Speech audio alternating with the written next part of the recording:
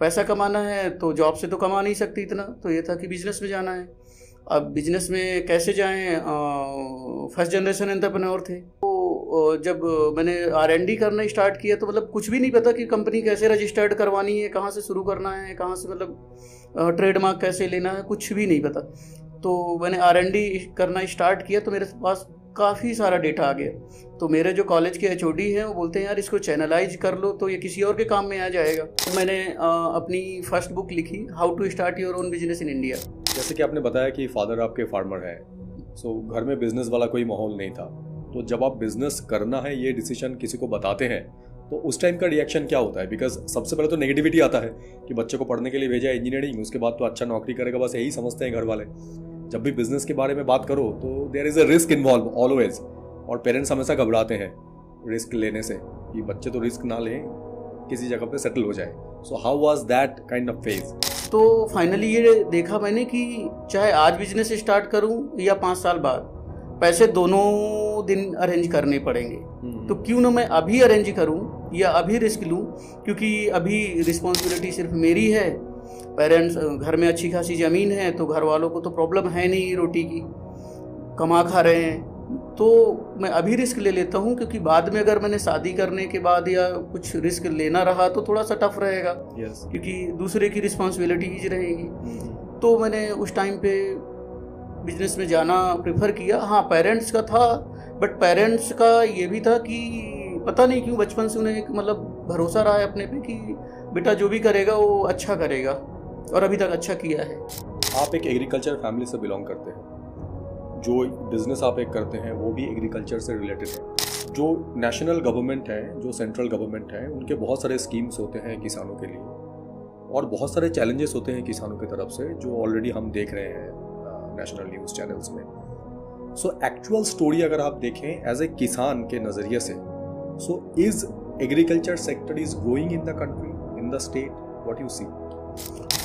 Growing तो है, क्योंकि अगर मैं रेट से ही देखूं जो क्रॉप्स की थी आज से 10 साल पहले या 5 साल पहले, और अभी तो डिफरेंस तो है रेट्स के उसमें।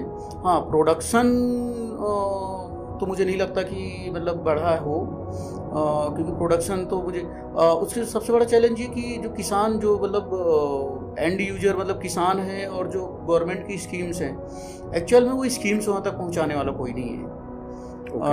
एकेडमिक्स के लोग हैं तो उन्होंने स्कीम्स बना दी, ऊपर से फरमान जारी कर दिया, नीचे एग्जीक्यूट कौन करवाए? किसान MP में देखें तो ज़्यादातर अनपढ़ किसान हैं। मतलब मेरे फादर भी एक मतलब अनपढ़ हैं, उनको कुछ भी नहीं पता कि क्या चल रहा है, कौन सी स्कीम चल रही है। जो सरपंच हैं या जो सचिव हैं, ये जो जितना बता दें, और वो भी वो बताते हैं जिसमें उनका फ़ायदा होता है। तो मतलब किसानों तक तो कोई पहुंच ही नहीं पाती है जितनी भी स्कीम्स है। वो कुछ बड़ी बड़ी स्कीम्स ऐसी पहुंच जाए तो पहुंच जाए, नहीं तो उनको नहीं मिलता benefit. Hi, this is Indranil and welcome back to our channel, The Spotlight Beyond Profession. Today in our channel, we're having a podcast with Mr. Raghuraj Singh. Mr. Raghuraj Singh has created multiple businesses and presently also operates one network by the name of Open Network. Through this network, he is trying to help the entrepreneurs of different sectors to help each other. And in this podcast, we will try to understand more about his journey and how he has created the businesses and the ups and downs in his life and in the business field as well. So before entering into this podcast, I would like to request you to subscribe our channel, The Spotlight Beyond Profession, so that you can have all the updates from our end. And also subscribe our business news channel by the name of The Spotlight News, where we cover business news Monday to Friday. So please watch this entire podcast and subscribe these channels.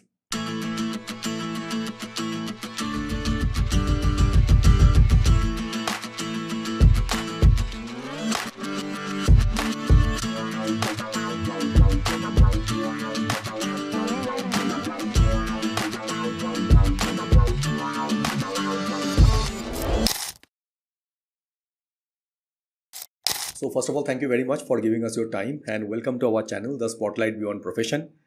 We named this channel as The Spotlight Beyond Profession because in this entire podcast, we will try to understand more about your journey rather than your professional things. Because आपके profession के वजह से तो बहुत लोग आपको जानते होंगे, बट जब आपकी रियल जर्नी के बारे में लोग जानते हैं तो लोगों का परसेप्शन चेंज हो जाता है. So before I deep dive into this podcast, I have two disclaimers. First disclaimer is that my name is Indranil, so I am a Bengali. So whenever I'll try speak in Hindi, you can laugh at me. I don't mind because मेरी language ऐसे हैं. And secondly, in this entire podcast, if I'll ask anything and if you don't want to address or don't want to answer, you just say no. There is nothing like avoiding. कुछ avoid करने की ज़रूरत नहीं है because our podcast is completely uncensored, unscripted and unfiltered. So थोड़ा सा जब हम शुरू करें तो एक बार अगर हमारे व्यूअर के लिए अपने बारे में थोड़ा सा एक बार बताएं कि कहाँ से आपकी जर्नी शुरू हुई थी, बेसिकली आप कहाँ से हैं और इनिशियल कैसे आप इस शहर तक पहुँचे एंड जो भी आप करना शुरू किए उसके बारे में अगर थोड़ा सा ब्रीफ हमें बता दें, so it will be better understanding for the viewers. Okay, my name is Raghuraj Singh and I am from Khajuraho near मतलब डिस्ट्रिक्ट छतरपुर MP. एंड मैं तो वैसे इंजीनियरिंग के लिए इंदौर आया था 2008 में, बट ये बचपन से डिसाइडेड था कि जॉब नहीं करनी है. पता नहीं क्यों, मतलब मुझे तीसरी क्लास से कंफर्म था कि मैं जॉब तो नहीं करूँगा. हाँ, पहले मैं साइंटिस्ट ज़रूर बनना चाह रहा था क्योंकि मेरी फैमिली में साइंटिस्ट हैं, मतलब ये कह सकते हैं कि वर्ल्ड के टॉप 10 साइंटिस्ट में से एक भी हैं मेरी फैमिली से, तो साइंटिस्ट बनने का था. बट इंजीनियरिंग के 2 सेमेस्टर में ही ये हो गया कि नहीं यार, पहले बिजनेसमैन बनना है, इसके बाद साइंटिस्ट बनना है, और देखेंगे साइंटिस्ट हायर कर लेंगे अगर नहीं बने तो. वो ये कि देखा कि सब लोग पैसे के लिए, या कोई भी कंपनी है पैसे के लिए ही काम कर रही है, साइंटिस्ट भी पैसे के लिए ही काम कर रहा है, कोई रिसर्च करनी है तो भी पैसा चाहिए, और या तो फिर किसी इंडिया में अगर साइंटिस्ट आप बन रहे हो तो मतलब जो आपके सीनियर हैं वो मतलब पता नहीं जीने नहीं देते, ऐसा मैंने सुना है. तो इसलिए सबसे पहले ही वो पैसा कमाना है. पैसा कमाना है तो जॉब से तो कमा नहीं सकती इतना, तो ये था कि बिजनेस में जाना है. अब बिजनेस में कैसे जाएं? फर्स्ट जनरेशन एंटरप्रेन्योर थे. जो फादर हैं मेरे वो एक फार्मर हैं, तो सबसे पहले मैंने, और ये बात है 2013 की, मतलब तब स्टार्टअप शब्द नहीं चलता था, मतलब मार्केट में था ही नहीं. तो जब मैंने R&D करना स्टार्ट किया तो मतलब कुछ भी नहीं पता कि कंपनी कैसे रजिस्टर्ड करवानी है, कहाँ से शुरू करना है, कहाँ से मतलब ट्रेडमार्क कैसे लेना है, कुछ भी नहीं पता. तो मैंने R&D करना स्टार्ट किया तो मेरे पास काफ़ी सारा डेटा आ गया. तो मेरे जो कॉलेज के HOD हैं वो बोलते हैं यार इसको चैनलाइज कर लो तो ये किसी और के काम में आ जाएगा. तब मैंने अपनी फर्स्ट बुक लिखी, how to start your own business in India, क्योंकि अभी भी अमेजॉन में है, बट बहुत कुछ चेंज हो चुका है क्योंकि तब वैट होता था, अब GST आ गया है, और मैंने अपडेट नहीं किया उसके बाद क्योंकि बुक इंडस्ट्री में पैसा नहीं है. तो जर्नी वहाँ से स्टार्ट हुई. इसके बाद कुछ फ्रेंड्स मिले, वो फूड इंडस्ट्री, क्योंकि इंदौर फूड हब था तो फूड इंडस्ट्री के लिए काम कर रहे थे. और सेकंड, क्योंकि मिडिल क्लास फैमिली से बिलोंग करते हैं, एक बार रिस्क ले सकते हैं लेकिन दूसरी बार नहीं ले सकते. तो ये हुआ कि पहले फूड से पैसा बनाते हैं, इसके बाद देखते हैं कि टेक्नोलॉजी में कैसे जाएं, क्योंकि टेक्नोलॉजी उस टाइम पे बहुत मतलब तेज़ी से चेंज हो रही थी. तो हम रिस्क नहीं ले सकते थे कि हम कुछ करें और 2 महीने बाद कुछ नई टेक्नोलॉजी आ गई और सब खत्म, चाहे वो रोबोटिक्स में हो. वैसे मैं बता दूं, मैं इलेक्ट्रॉनिक्स एंड कम्युनिकेशन में मेरी B.Tech है. 2012 पास आउट हूँ. तो वहाँ से जर्नी स्टार्ट हुई एंड फूड इंडस्ट्री में हमने काम करने की कोशिश की. काफ़ी कुछ कमाया कम, गवाया ज़्यादा, क्योंकि सीखने में टाइम लगा थोड़ा सा, और हमें नहीं पता था कि मतलब जितना पॉकेट में पैसा है उसका मतलब आधा खर्च करके चलो, आधा पॉकेट में लेके चलो. हमने पूरा डाला मार्केट में और पता चला कि उसमें प्रॉब्लम्स हुई है. ये कौन से साल में आपने ये काम शुरू किया था और हाउ यू फाउंड कि फूड इंडस्ट्री में पैसे बना सकते हैं? हमने देखा कि इंडिया में जो फूड ब्रांड्स हैं इंडियन, CCD के अलावा हमें नहीं दिखा कि कोई इंटरनेशनल ब्रांड्स हैं. तो हमें लगा कि हम क्यों ना मतलब एक अच्छा ब्रांड बनाने की कोशिश करें. तो 2013 में ही हम लोगों ने स्टार्ट किया था दी अर्बन गुमटी के नाम से, और काफ़ी पॉपुलर भी इंदौर में किया. बट हम उसे उस लेवल पे ब्रांड नहीं बना पाए. उसके कई सारे रीजन है, क्योंकि एक तो हम टेक्निकल पार्ट के थे, हमें बर्गर खाना पसंद था, हम बर्गर बना सकते थे, बट बार बार एक अलग बर्गर ईजाद नहीं कर सकते थे क्योंकि सेफ नहीं थे. प्रोडक्ट बहुत अच्छे डिजाइन किए, बट हम उस लेवल पर फ्रेंचाइजी मॉडल में नहीं जा पाए जिसमें जाना चाहिए था. ओके. सो ये आपने क्लोज डाउन कर दिए हैं ये बिजनेस? नहीं, अभी रनिंग में है। मैंने थोड़ा सा पॉज किया है, अभी रिसेंटली मार्च में ही पॉज किया है कुछ टाइम के लिए। अच्छा। क्योंकि मैं उसे कुछ अलग वे में मतलब कह सकते हैं कि एक यूनिक फूड ब्रांड बनाने की उसमें हूँ।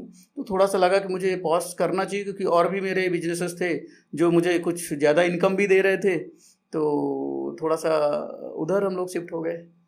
जैसे कि आपने बताया कि फादर आपके फार्मर हैं, सो घर में बिजनेस वाला कोई माहौल नहीं था, तो जब आप बिजनेस करना है ये डिसीजन किसी को बताते हैं तो उस टाइम का रिएक्शन क्या होता है? बिकॉज सबसे पहले तो नेगेटिविटी आता है कि बच्चे को पढ़ने के लिए भेजा इंजीनियरिंग, उसके बाद तो अच्छा नौकरी करेगा, बस यही समझते हैं घर वाले। जब भी बिजनेस के बारे में बात करो तो there is a risk involve always, और पेरेंट्स हमेशा घबराते हैं रिस्क लेने से कि बच्चे तो रिस्क ना लें, किसी जगह पे सेटल हो जाए। So how was that kind of phase? सही में ये एक मतलब चैलेंजिंग था थोड़ा सा। जब मैं पास आउट हुआ तो मेरे एक रूममेट थे, इवन मैं उनको भैया बोलूँ या मेंटर बोलूँ या कुछ भी बोलूँ, बहुत ही शानदार व्यक्ति हैं, ऑथर हैं अभी एंड मूवीज भी लिखते हैं, मिस्टर रोहित दावे सर। तो इत्तेफाक से वो मेरे रूममेट थे एंड मैंने बोला कि सर मुझे बिजनेस करना है, तो क्या करूं मैं? अभी जाके मेरे सारे क्लासमेट प्लेस्ड हुए जा रहे हैं एंड मुझे फ्रस्ट्रेशन हो रहा है, क्योंकि घर वालों का प्रेशर है। बट मुझे ये पता है कि एक जो लाइफ में जो सुकून है लास्ट में, जो मेरे ड्रीम्स हैं, क्योंकि मेरी एक क्या ना ड्रीम बुक बनी हुई थी, मैं बताऊं आपको। अच्छा। जिसमें सारे ड्रीम्स थे कि मतलब मुझे ये कार, ये बेंगलोर और ये कंपनी या इतने बड़ी कंपनी जो है ओपन करनी, ये सब कुछ मेरे ड्रीम बुक में था। तो उन्होंने मुझे सजेशन दिया कि एक काम करो, जल्दबाजी मत करो, तुम 1 महीने का टाइम ले लो सिर्फ ये सोचने के लिए कि तुम्हें पहले जॉब करना है या बिजनेस करना है। तो मैंने बोला ठीक है। तो मैंने ऑन पेपर प्रॉपर डिजाइन किया, वे डिजाइन किए कि अगर मैं पहले जॉब में जाता हूँ तो कैसा क्या पैसा कमाना। थोड़ा सा दूसरों का भी देखा कि जिन्होंने अल्टीमेट जॉब किया भी है 4-5 साल, तो क्या सही में उनके पास सेविंग्स हैं? तो देखा तो किसी के पास कोई सेविंग्स नहीं है। तो फाइनली ये देखा मैंने कि चाहे आज बिजनेस स्टार्ट करूं या 5 साल बाद, पैसे दोनों दिन अरेंज करने पड़ेंगे। तो क्यों ना मैं अभी अरेंज करूं या अभी रिस्क लूं, क्योंकि अभी रिस्पॉन्सिबिलिटी सिर्फ मेरी है। पेरेंट्स, घर में अच्छी खासी ज़मीन है, तो घर वालों को तो प्रॉब्लम है नहीं, रोटी की कमा खा रहे हैं। तो मैं अभी रिस्क ले लेता हूँ, क्योंकि बाद में अगर मैंने शादी करने के बाद या कुछ रिस्क लेना रहा तो थोड़ा सा टफ रहेगा। yes. क्योंकि दूसरे की रिस्पॉन्सिबिलिटीज रहेंगी। तो मैंने उस टाइम पे बिजनेस में जाना प्रेफर किया। हाँ, पेरेंट्स का था, बट पेरेंट्स का ये भी था कि पता नहीं क्यों बचपन से उन्हें एक मतलब भरोसा रहा है अपने पे कि बेटा जो भी करेगा वो अच्छा करेगा, और अभी तक अच्छा किया है। ये फूड बिजनेस छोड़ के इसके अलावा और क्या बिजनेस आपने ट्राई किया है जो आपको लगता है? हाँ, फूड बिजनेस के साथ में हम लोग कोविड में हमने अपने किसान भाई, क्योंकि मैं थोड़ा सा किसान फैमिली से हूँ, तो उनके लिए कुछ करने का मन करता है। तो एक ग्रीन डेज करके हम लोगों ने एक फूड मतलब agriculture chain type of start की है, सप्लाई चेन है, जिसमें हम किसानों की फ्रूट्स एंड वेजिटेबल्स को डायरेक्ट कॉरपोरेट पे सप्लाई करते हैं। Only fruits and vegetables? हाँ, अभी only fruits and vegetable. In future हमारा थोड़ा सा ऑर्गेनिक का जरूर है, बट वो क्योंकि हमारे पास पहले एक मार्केट बन जाए, क्योंकि हम लॉस में बिजनेस करना नहीं जानते, तो इसलिए अभी सिर्फ फ्रूट्स एंड वेजिटेबल्स है। ऑर्गेनिक इन फ्यूचर ट्राई करेंगे। आज की तारीख में अगर ये फ्रूट्स एंड वेजिटेबल के बिजनेस के बारे में बात करें, सो ये क्विक कॉमर्स आने के बाद लोगों का फ्रूट्स एंड वेजिटेबल का जो ऑनलाइन परचेज है वो बहुत ज़्यादा बढ़ चुका है। तो इसका कोई इम्पैक्ट आप देखते हैं, या इसका कोई चेंजेस आप देखते हैं, या आपके बिजनेस में इसका कोई इम्पैक्ट है? एक्चुअली जितना अभी ऑनलाइन का मार्केट आया है, चाहे वो फ्रूट्स एंड वेजिटेबल्स पे हो, चाहे वो FMCG में हो, वो सिर्फ 8% है मार्केट डिमांड का। तो कंपटीशन की तो कोई दूर दूर तक वो नहीं है। आप जितना मार्केट कैप्चर कर सकते हैं कर लीजिए, क्योंकि अभी भी 92% मार्केट तो अनऑर्गेनाइज्ड है। तो आपके लिए पूरा मार्केट है, और बहुत बड़ा मार्केट है फ्रूट्स एंड वेजिटेबल्स का। मतलब आई थिंक सो कि 15 लाख करोड़ के ऊपर का मार्केट है। तो कोई ऐसा मतलब अभी तो आते जा रहे हैं स्टार्टअप्स, ज़्यादा स्टार्टअप्स वैसे भी नहीं है। बहुत सारे इस सेक्टर में बहुत सारे स्टार्टअप्स कोविड के समय पे आए थे, या उससे थोड़ा से पहले भी आए थे, बट समहाउ जो फीडबैक आता है मार्केट से वो ये है कि वेस्टेज इतना ज़्यादा है, मार्जिन प्रॉफिट निकालना बहुत मुश्किल है, पेमेंट रोटेशन ख़राब हो जाता है जब कॉर्पोरेट में काम करते हैं, क्या ये सही? अगर फ्रूट्स एंड वेजिटेबल्स मतलब एग्रीकल्चर पार्ट का देखें तो नहीं, वेस्टेज इतना नहीं है। अगर मैं अपनी बात करूं तो मेरा वेस्टेज मतलब 2% से भी कम होगा, उतना तो लेके चलना ही पड़ता है। 2% वेस्टेज तो किसी भी बिजनेस में होता है। क्योंकि होता ये है कि हमारा सारा सॉफ्टवेयर है, जितना ऑर्डरिंग है उतनी ही परचेजिंग सामने से रहती है। थोड़ा सा प्लस माइनस लेके चलते हैं, और 3 दिन तो वेजिटेबल्स वैसे भी उसकी लाइफ होती ही है, अगर कोई वेजिटेबल आपके पास एक्स्ट्रा है तो ऐसा नहीं। हाँ, कोविड के टाइम पे क्योंकि लोगों को अपॉर्चुनिटी मिली थी, तो अब जिसकी जॉब भी गई है वो भी सब्जी बेचने लग गया था। तो वो फिर से अब उनकी जॉब ओपन हो गई। कोई प्रोफेसर है, मतलब मेरा एक दोस्त था, प्रोफेसर था, एंड वो रोड किनारे वेजिटेबल बेचने लग गया था, उसकी जॉब चली गई थी। लेकिन अब जब प्रॉपर कॉलेजेज हैं तो फिर से वो जाके प्रोफेसर बन गया और उसने छोड़ दी। तो वो तो अपॉर्चुनिटी थी कि उसको घर पालना था तो कुछ कमाना जरूरी था। तो वो लोग वापस गए हैं जो प्रॉपर एक मतलब ऑर्गेनाइजेशन के फॉर्म में कर रहे हैं, तो वो काम कर रहे हैं अभी। अच्छा, इसमें कुछ ऐसा स्कोप आप देखते हैं कि स्केलेबिलिटी किस लेवल पे हो सकता है? बिकॉज इसमें वेयर हाउसिंग का एक मेजर बड़ा फैक्टर है, इसमें कोल्ड चेन का एक मेजर बड़ा फैक्टर होते हैं, और सप्लाई चेन मेंटेन करना, लॉजिस्टिक्स एक बहुत बड़ा हेडेक होता है। So how you manage this entire business? Logistic तो है थोड़ा सा चैलेंजिंग, क्योंकि हम लोग कॉरपोरेट में देते हैं तो कॉरपोरेट में लगभग सबके सेम टाइम है, चाहे वो हॉस्पिटल हो, चाहे वो रेस्टोरेंट्स हों, चाहे वो बड़े होटल्स हों या मॉल्स हों, सबको वही 11 से 2 के बीच में चाहिए। तो थोड़ा सा चैलेंज है, उसको प्रॉपर चैनलाइज करना पड़ता है कि हम किस रूट से वेजिटेबल किस उसमें निकालें, कि पहले किसको देना है, लास्ट में किसको देना है। तो थोड़ा सा चैलेंजिंग है। बाकी वेयर हाउसिंग में इतनी प्रॉब्लम नहीं आती, क्योंकि किसान भी फ्रेश वेजिटेबल्स लेके आता है, हमारे सारे सॉफ्टवेयर कैलकुलेशंस होते हैं, तो उसमें तो हमें इतनी चैलेंज हमने फेस नहीं किया है। बट हाँ, जो लोग ज़्यादा बल्क में जैसे ऑनियन है या पोटैटो है वेयर हाउसिंग करते हैं, तो वो हमें नीड नहीं होती, हम उनसे ले लेते हैं। जो पर्टिकुलर ऑनियन का स्टॉक कर रहा है तो हमने उससे अपनी डिमांड के अकॉर्डिंग ले लिया। हम नहीं उतना 100 कुंटल 200 कुंटल हम लोग नहीं स्टोर करते हैं, तो इस टाइप से वो तो सॉल्व हो जाती है प्रॉब्लम।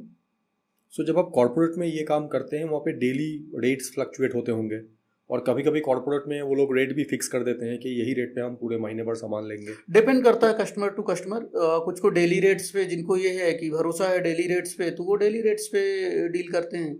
और जिनको ये नहीं, हमारा तो मतलब हम डेली नहीं चेक कर सकते, हमें मंथली रेट्स दे दो, तो हम उनको एक मंथली रेट्स दे देते हैं। कुछ जगह ईयरली रेट्स भी चलते हैं, फिर हम लोग ईयरली रेट्स पे डील नहीं करते अभी। ओके, आप एक एग्रीकल्चर फैमिली से बिलोंग करते हैं, जो बिजनेस आप एक करते हैं वो भी एग्रीकल्चर से रिलेटेड है। जो नेशनल गवर्नमेंट है, जो सेंट्रल गवर्नमेंट है, उनके बहुत सारे स्कीम्स होते हैं किसानों के लिए, और बहुत सारे चैलेंजेस होते हैं किसानों की तरफ से, जो ऑलरेडी हम देख रहे हैं नेशनल न्यूज़ चैनल्स में। सो एक्चुअल स्टोरी अगर आप देखें एज ए किसान के नज़रिए से, so is agriculture sector is growing in the country, in the state, what you see? Growing तो है, क्योंकि अगर मैं रेट्स ही देखूं जो क्रॉप्स की थी आज से 10 साल पहले या 5 साल पहले और अभी, तो डिफरेंस तो है रेट्स के उसमें। हाँ, प्रोडक्शन तो मुझे नहीं लगता कि मतलब बढ़ा हो, क्योंकि प्रोडक्शन तो मुझे उससे सबसे बड़ा चैलेंज ये कि जो किसान, जो मतलब एंड यूजर मतलब किसान है, और जो गवर्नमेंट की स्कीम्स हैं, एक्चुअल में वो स्कीम्स वहाँ तक पहुँचाने वाला कोई नहीं है। एकेडमिक्स के लोग हैं तो उन्होंने स्कीम्स बना दी, ऊपर से फरमान जारी कर दिया, नीचे एग्जीक्यूट कौन करवाए? किसान एमपी में देखें तो ज़्यादातर अनपढ़ किसान हैं। मतलब मेरे फादर भी एक मतलब अनपढ़ हैं, उनको कुछ भी नहीं पता कि क्या चल रहा है, कौन सी स्कीम चल रही है। जो सरपंच हैं या जो सचिव हैं, ये जो जितना बता दें, और वो भी वो बताते हैं जिसमें उनका फ़ायदा होता है। तो मतलब किसानों तक तो कोई पहुंच ही नहीं पाती है, जितनी भी स्कीम्स हैं। वो कुछ बड़ी बड़ी स्कीम्स ऐसी पहुंच जाएं तो पहुंच जाए, नहीं तो उनको नहीं मिलता बेनिफिट। तो ये जो आड़तदार करके जो शब्द हैं, जो मंडी में जो लोग बल्क में परचेज करते हैं, क्या उन्हीं को ही बेनिफिट मिलता है जब ये सेलिंग और परचेजिंग होते हैं, या एक्चुअल जो ग्राउंड लेवल पे जो किसान उगा रहे हैं, जो खेती कर रहे हैं, they are getting anything out of it? Because वहाँ पे अगर देखें तो वहाँ पे तो उनकी हालत वही है जो 10 साल पहले था। अब मैं एमपी की बात करता हूँ। एमपी में सबसे ज़्यादा ऑर्गेनिक प्रोडक्शन करने वाले किसान हैं दूसरे स्टेट के कंपैरिजन में। बट एमपी में लगभग 0 ऑर्गेनिक का मार्केट है। अब क्या होता है, इनका जो दूसरे, जिनको दलाल बोल सकते हैं, दूसरे स्टेट्स वाले ले जाते हैं, या इधर महाराष्ट्र के, उधर दिल्ली के, और इनसे औने पौने रेट में, मतलब वही जिनको मतलब अब गंदा रेट ही बोल सकते हो, और फिर वो लोग अच्छे रेट से लेते हैं। तो ये तो है कि मतलब एमपी में किसानों के साथ तो बहुत गलत है, क्योंकि सप्लाई चेन नहीं है, कोई मार्केट नहीं है, और एमपी में ऑर्गेनिक के कंज्यूमर भी बहुत कम है, क्योंकि ग्रोइंग स्टेट है पहले से, मतलब एक गरीब राज्य कहलाता रहा है। तो कंजप्शन ना होने के चलते एमपी के किसान को तो बहुत ज़्यादा प्रॉब्लम है इस चीज़ में। अभी अगर मैं एंटरप्रेन्योरशिप या जो फर्स्ट जनरेशन ऑफ बिजनेस करने वाले लोगों के बारे में अगर बात करूं, तो बीच में एक बहुत अच्छा उछाल था कि लोग एग्रीटेक में काम करना चाह रहे थे। अगर मैं नाम लूं तो देहात करके कंपनी आया था, जो लोग खेती किसान के खेत लेके उनको डेवलप करके करने की कोशिश कर रहे थे। एक HNF करके कंपनी जनरेट हुआ था, वो आर परचेजिंग डायरेक्टली फ्रॉम किसान and then they are branding और दूसरे जगह पे जाके सेल आउट करते थे ताकि किसान को एक प्रॉपर रेट मिले। लेकिन अभी की अगर बात करें 2023-24 से, एज सच कोई एग्रीटेक में काम करने के लिए नया कोई स्टार्टअप भी नहीं बन रहे हैं, या कोई उस टाइप की बातें नहीं होती है। तो क्या एग्रीटेक रियली एग्जिस्ट करता है कि जो लोग हैं बस वही स्ट्रगल कर रहे हैं? एग्रीटेक तो मतलब एग्जिस्ट तो करता है, और अभी भी नए नए स्टार्टअप्स आ रहे हैं। बस ये प्रॉब्लम है कि फंड उतना नहीं मिलता है एग्रीटेक को, जितना कि मतलब दूसरे सेक्टर्स में मिलता है या इंडस्ट्रीज को मिलता है। और एग्रीटेक में थोड़ा सा चैलेंज ये है कि मतलब एक हैवी कमोडिटी प्रोडक्ट है, कि मतलब जैसे मुझे अपना टर्नओवर 10 टाइम्स इंक्रीज करना है, तो समझ लीजिए कि 10 ट्रक्स हो गए वो। तो अब टोटल क्योंकि लोड है, तो स्केल करना थोड़ा सा जो है ना टफ हो जाता है। इंफ्रास्ट्रक्चर चाहिए, स्टोरेज चाहिए, वेयरहाउसिंग चाहिए। स्टोरेज नहीं, मतलब कि जो सप्लाई चेन है मतलब कम्युनिटी की, तो वो टफ हो जाती है। और इससे क्या स्केल करना टफ हो गया, तो जो इन्वेस्टर्स हैं, क्योंकि उनको तो मतलब ऐसे बिजनेसेस ज़्यादा पसंद है जिनमें मतलब वो स्केल कर सकें इजीली। तो टेक्नोलॉजी मतलब टेक्निकल में ज़्यादा इजी होता है स्केल करना, तो इसलिए जो है ना ज़्यादा टेक्नोलॉजी में इन्वेस्टमेंट जाता है, इसमें कम आता है, इसलिए थोड़ा सा कम दिखते हैं। फिर भी जो भी स्टार्टअप्स हैं तो हैं, मतलब आते जा रहे हैं, डिफरेंट आते जा रहे हैं।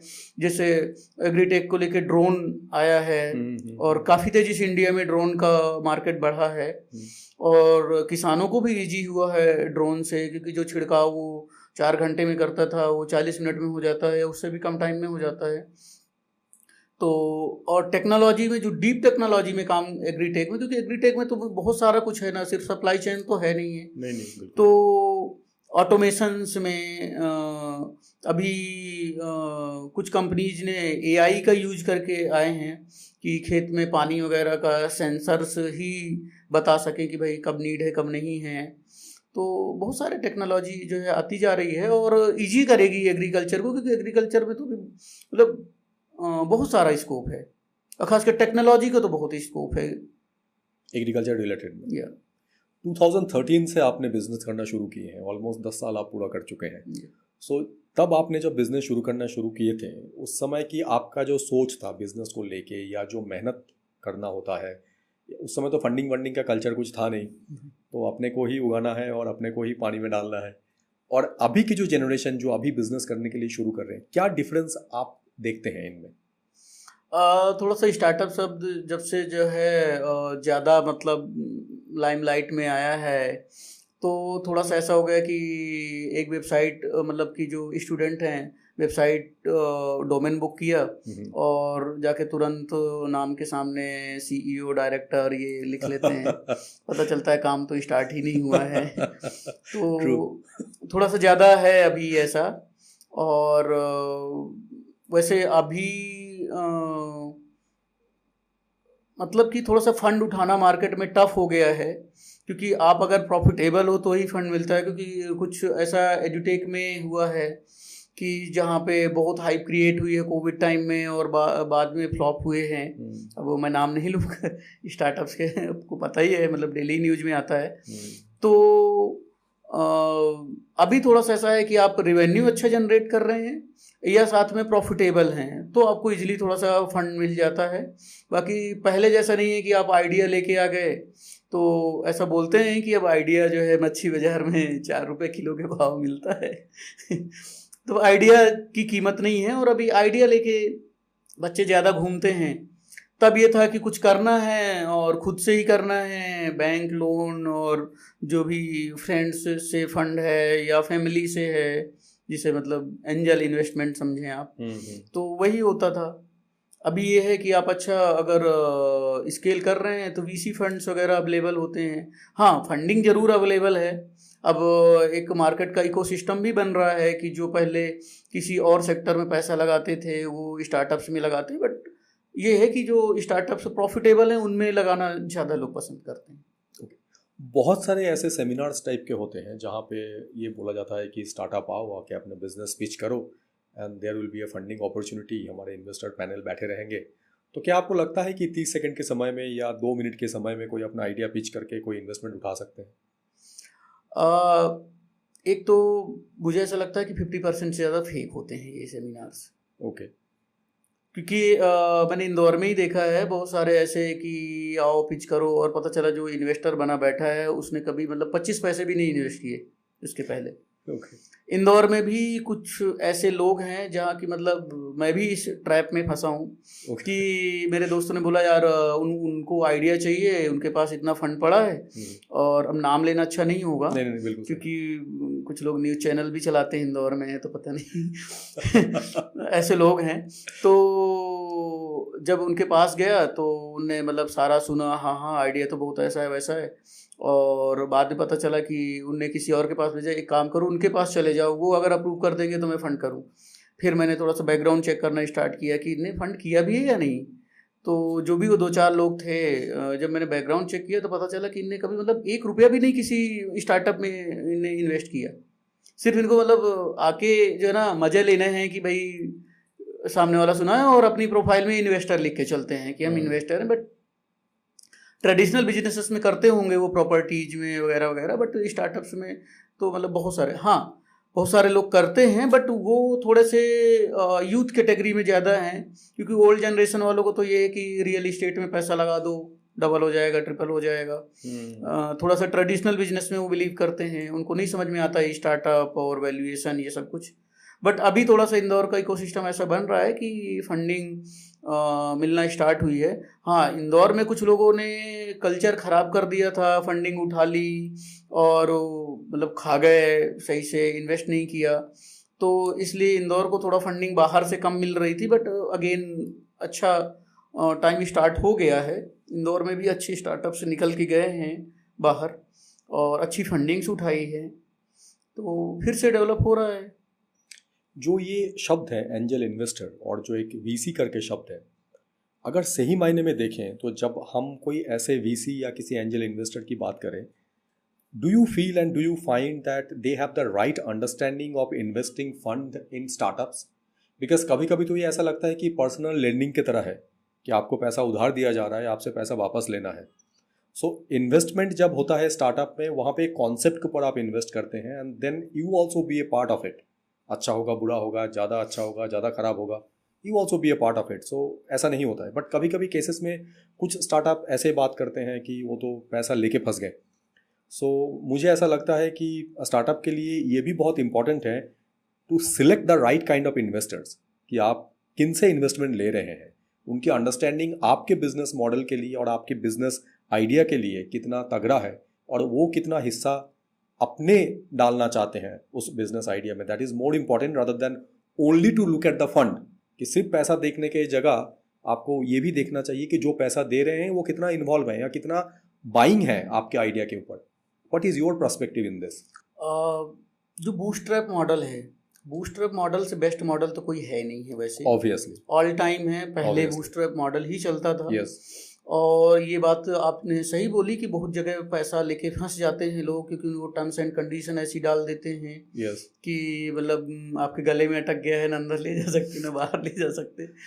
तो है ऐसा, तो आपको एक सही जगह से पैसा लेना और किस टर्म्स एंड कंडीशन में आप पैसा ले रहे हो, तो ये बहुत ज़्यादा मैटर करता है।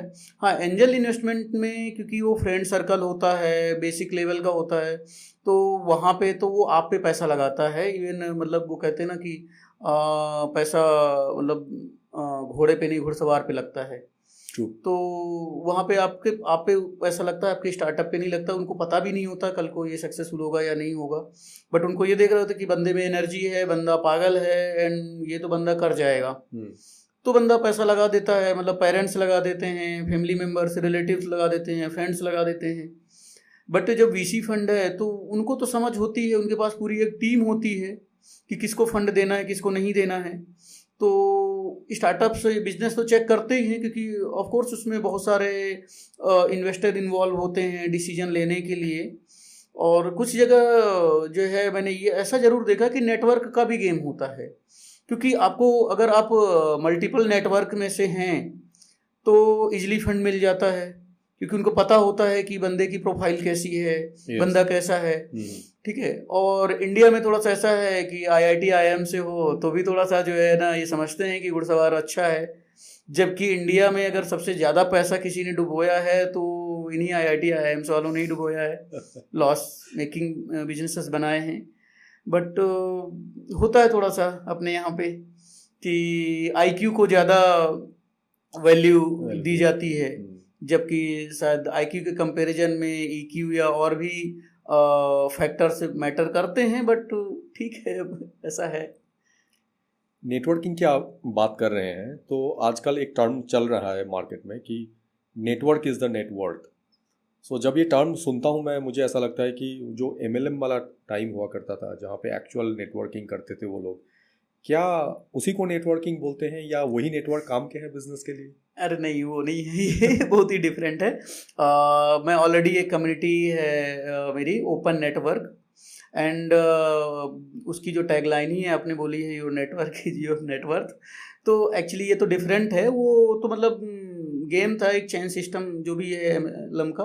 बट ये नेटवर्क डिफरेंट ऐसे है कि क्योंकि एक एंटरप्रेन्योर होता है, जनरली किसी भी एंटरप्रेन्योर की फैमिली उसके साथ नहीं होती है, खासकर फर्स्ट जनरेशन एंटरप्रेन्योर में। एकदम सही। तो जो नेटवर्क में जो लोग होते हैं वही ही गाइड करते हैं कि एक दूसरे को जो चैलेंज आता है, किसी को नहीं पता है। जैसे मुझे एक चैलेंज आया था काफ़ी टाइम पहले कि ट्रेडमार्क का, मेरे पास एक ट्रेडमार्क था वर्जिन फूड करके, और इसको जो है ऑब्जेक्शन लिया था virgin group UK, Richard Branson की टीम ने। तो इंदौर में मैं बहुत सारे CA के पास गया एंड जो ट्रेडमार्क फाइल करते हैं उनके पास गया। किसी को समझ में नहीं आ रहा था कि मतलब इसके लिए क्या करें, कहाँ फाइल करें, कैसे केस लड़ा जाएगा। गलत मैं भी नहीं था, क्योंकि उनके पास वर्जिन शब्द का ट्रेडमार्क था और मेरे पास वर्जिन फूड का था। तो ये प्रॉब्लम्स आती रही। खैर अब तो जो है ना ईजी हो गया है, बहुत सारे अटॉर्नी हो गए हैं जो कि करते हैं इन चीज़ों को। तो नेटवर्क आपको बिजनेस भी देता है, बहुत सारे नेटवर्किंग प्लेटफॉर्म्स हैं। और कैसे काम करता है आपका ये ओपन नेटवर्क जो आप ऑपरेट कर रहे हैं, how it works basically? Open network में 5000 plus entrepreneurs, startups, HRs and financial advisor, CA connected हैं एक दूसरे से। ओके। उसमें फॉर एग्जांपल आप हैं कोई एक मेंबर, आपको कोई भी चैलेंज आया, आपने हमारे ग्रुप में डाला, कम्युनिटी में डाला कि मुझे ये प्रॉब्लम है, अपने आप 10 लोगों का जो है सजेशंस आ जाते हैं कि ऐसे सॉल्व कर लो।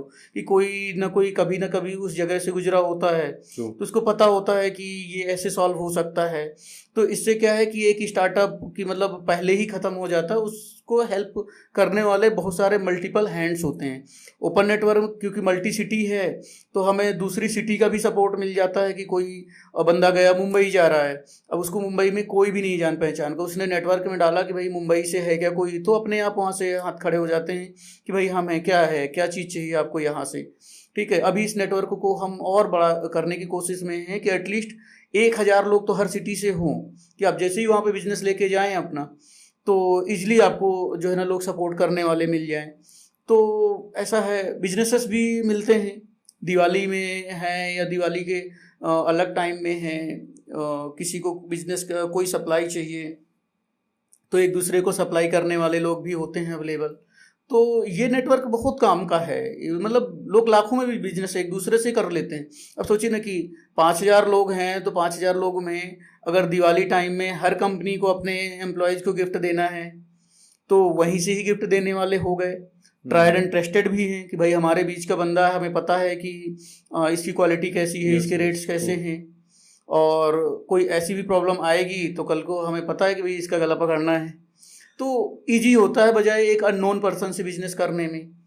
तो मतलब मल्टीपल एंगल से प्रॉफिटेबल है। तो ये ओपन नेटवर्क इंदौर बेस्ड है या एमपी स्टेट को ही बिलोंग करते हैं, ऐसा कुछ इसे है? तो हम लोग एक्चुअल में ग्लोबल कम्युनिटी बनाने की उसमें हैं। हाँ, ओरिजिन इंदौर है, इंदौर से स्टार्ट हुआ है। तो सेंट्रल इंडिया की सबसे बड़ी कम्युनिटी कह सकते हैं, फ्री कम्युनिटी। चार्जेबल तो बहुत सारी है, बट एक फ्री कम्युनिटी में सेंट्रल इंडिया की सबसे बड़ी कम्युनिटी बन चुकी है। अब हम सेंट्रल इंडिया से थोड़ा सा हट के, मतलब एमपी से हट के दूसरे स्टेट में लोगों को कनेक्ट करने की कोशिश कर रहे हैं, एंटरप्रेन्योर से स्टार्टअप्स को। टोटली फ्री है, जहाँ की दूसरी कम्युनिटीज में लोगों को लाख लाख रुपए भी पे करना पड़ता है, वो बिल्कुल भी नहीं है यहाँ पे। और क्या है टर्म्स, क्या है आने के लिए, मतलब how to join your community? Businessman होना चाहिए, सिंपल, कि बिजनेस करता हो, या फिर फाइनेंशियल एडवाइजर हो या सीए हो, थोड़ा सा मतलब रिलेटेड टू बिजनेस बिलोंग करता हो। और बाकी ऐसी कोई क्वालिफिकेशन नहीं है मतलब ऐड करने की। तो ऐसा है, इसमें कुछ 400 आईटी कंपनीज हैं इंदौर में जो कि हमारे नेटवर्क में हैं। 400 एंड एचआर कम्युनिटी है, क्योंकि एक बिजनेस का को रन करने के एचआर का बड़ा रोल होता है। तो इसके अलावा इन्फ्लुएंसर्स हैं, कल को आपको अपना बिजनेस ब्रांडिंग करनी है तो अच्छे इन्फ्लुएंसर्स जो है हम लोगों से कनेक्ट हो रहे हैं। बाकी बिजनेसमैन स्टार्टअप्स तो है ही हैं, इन्वेस्टर्स भी हैं। कल को आपको इन्वेस्टमेंट चाहिए तो आप रिक्वायरमेंट डाल सकते हैं कि को फाउंडर्स बनाना है, किसी को आपको बिजनेस के लिए चाहिए, तो वो भी आप जो है यहाँ से कनेक्ट हो सकते हैं। तो मल्टीपल एंगल से फ़ायदेमंद है। ये आप कब से कर रहे हैं ओपन नेटवर्क में काम? ओपन नेटवर्क ऐसे तो हम लोग अभी लेके आए, बट हाँ नेटवर्किंग या लोगों को कनेक्ट करना तो वो तो 10 साल की जर्नी है। बट ओपन नेटवर्क एक ऑफिशियली 4 to 5 मंथ हुए होंगे। What is the scope, what is the vision कि how to monetize this network and how you are going to go ahead with this? अभी बेसिकली तो हम लोग एक बड़ा नेटवर्क ही फॉर्म करने की उसमें हैं। इन फ्यूचर कुछ सर्विसेज पेड रखेंगे, क्योंकि ऑफ कोर्स की बाहर से पेड रहेंगी तो पेड हमें देना पड़ेगा, बट वो एडवांस लेवल होगा इसका कि हम इन फ्यूचर किसी सेलिब्रिटी से कोई कांटेक्ट करना चाह रहा है तो कुछ ऐसी फैसिलिटीज प्रोवाइड करेंगे। और क्योंकि अभी हम लोगों ने बेसिक व्हाट्सएप से स्टार्ट किया है, टेक्नोलॉजी अभी हम लोगों ने इंट्रोड्यूस नहीं की है, तो कल को हम एक बड़ी टेक्नोलॉजी लाएंगे तो उसके लिए भी हमें एक्सपेंसेस लगेंगे। बट हाँ, मार्केट में जैसे रेट्स या जो भी हैं कि मतलब लाखों रुपए लग रहे हैं, वैसा नहीं होने देंगे, जिससे कि एक आज का भी स्टार्टअप वाला बंदा भी जो है ज्वाइन कर पाए इजीली और उस कम्युनिटी का फ़ायदा उठा पाए। तो हम लोग वैसा रखेंगे, बट हाँ थोड़ा सा उसको टेक्नोलॉजी वगैरह से थोड़ा सा एक अच्छा स्ट्रॉन्ग प्लेटफॉर्म करेंगे। बहुत सारे स्टार्टअप्स और जो स्टार्टअप से बिजनेस बन गए हैं, ऐसे लोगों के थ्रू बहुत सारे बिजनेस कॉन्क्लेव को भी क्रिएट किया जाता है इस टाइप की नेटवर्किंग के थ्रू।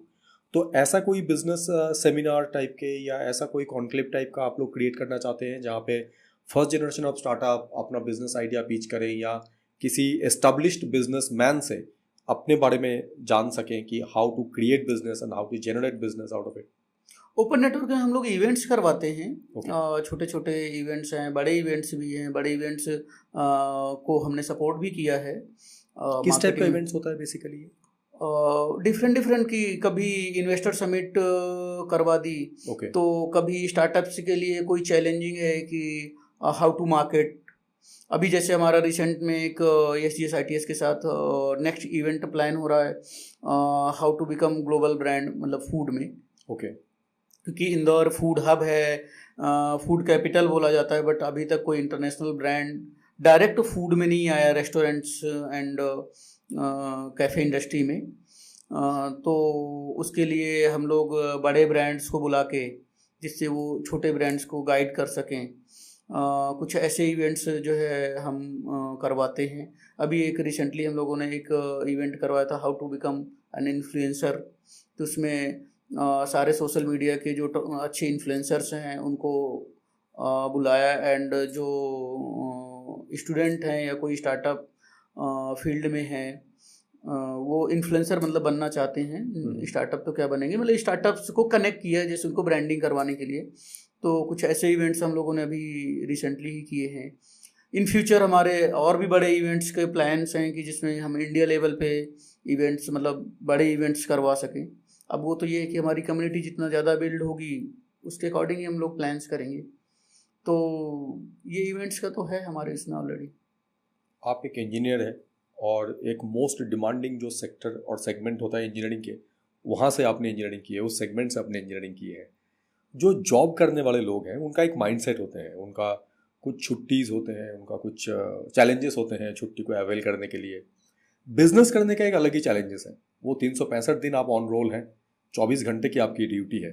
तो ये जो माइंडसेट है, ये कैसे देखते हैं आप कि how this mindset to cope up with? Because लोग बोलते हैं कि एंटरप्रेन्योर सबसे अकेला होता है, पहला, जो सच भी है। एंटरप्रेन्योर 24 घंटे ड्यूटी में रहते हैं, 365 दिन उनको काम करना होता है, नो सैटरडे नो संडे।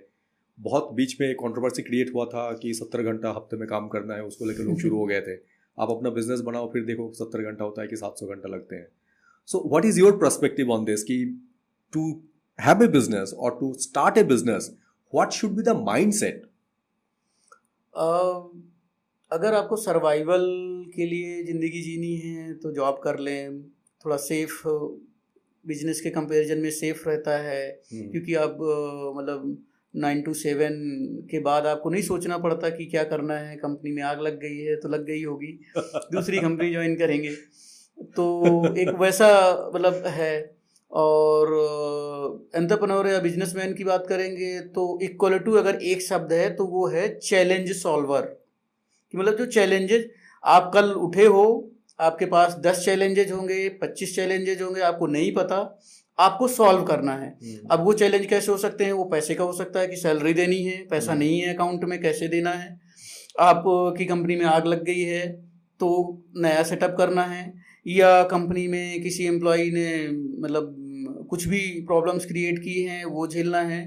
कोई दूसरा गवर्नमेंट रूल्स आपसे टूटे हैं तो उसमें पुलिस आके खड़ी हो गई या नगर निगम खड़ा हो गए, वो आपको सॉल्व करना है।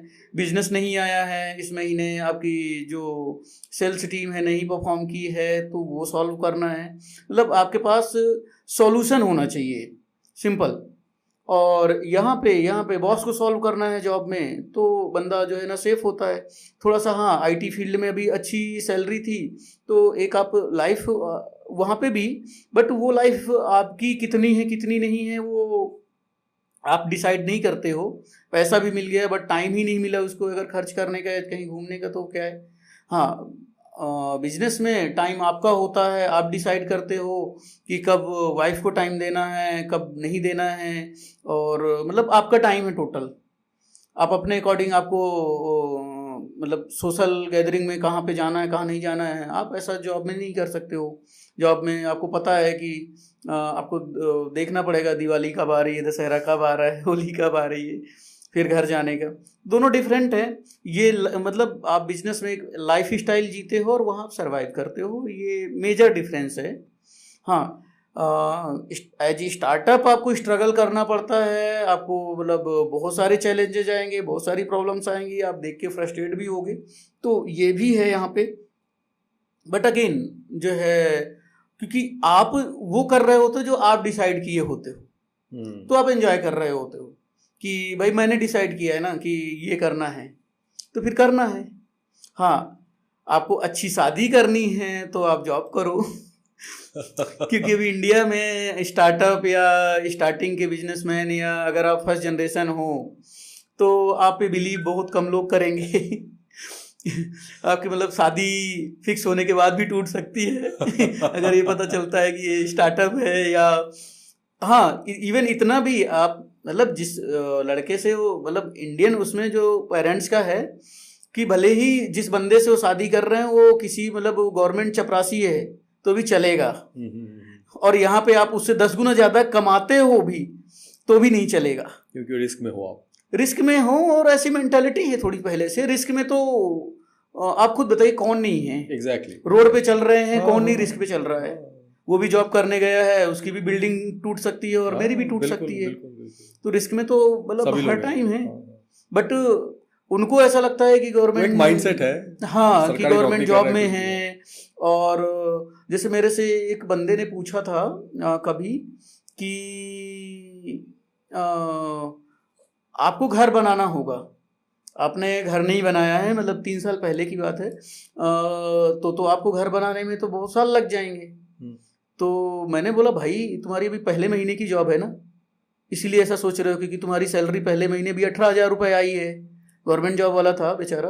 तो अब तुम कैलकुलेट करोगे कि 18 लाख कमाने में कितने साल लगेंगे, वो भी बचत के निकालने में। मैं बोला बिजनेस में 18 लाख कहो 2 महीने में भी आ जाएं, 6 महीने में भी आ जाएं, साल भर में भी आ जाएं, 18 साल तो नहीं लगने वाले हैं, जो कि तुम्हें शायद लगने वाले हैं उसमें। तो कैलकुलेशन एक्चुअल में उस एंगल से वो लोग करना स्टार्ट करते हैं। जबकि आप देख ही रहे होंगे कि अगर सही से बिजनेस कर रहे हैं या चल रहे हैं तो 4 साल 5 साल में अच्छे बिजनेसेस खड़े हो जाते हैं। तो इतना टफ भी नहीं होता है अगर आप थोड़ी सी भी चीज़ों को फॉलो करते हो एंड एक मेंटरशिप लेते हो, प्रॉपर थोड़ा सा समझ रखने की कोशिश करते हो। हाँ, बिजनेस में थोड़ा सा गलतियाँ कुछ लोग करते हैं कि बुक्स नहीं पढ़ते हैं या मेंटर्स नहीं बनाते हैं, तो थोड़ा सा ज़्यादा चैलेंजेज आ जाते हैं उनको। हमें भी आए हैं क्योंकि तब मेंटर्स नहीं होते थे। तो वो चीज़ें हैं। बाकी जॉब से तो मतलब लाख गुना बेहतर है। आज की तारीख में कोई अगर एंटरप्रेन्योर बनना चाहते हो और वो आपका ज्ञान चाहते हैं तो आप उनको पहला 3 कौन सा ज्ञान देना पसंद करेंगे कि ये 3 आप पहले डिसाइड कर लो and then start the journey of as an entrepreneur? पहला तो ये है कि आप देख लो आप रिस्क ले सकते हो या नहीं।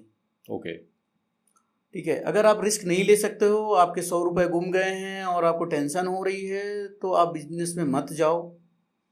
हर किसी के लिए नहीं होता है बिजनेस, ये भी है ट्रू।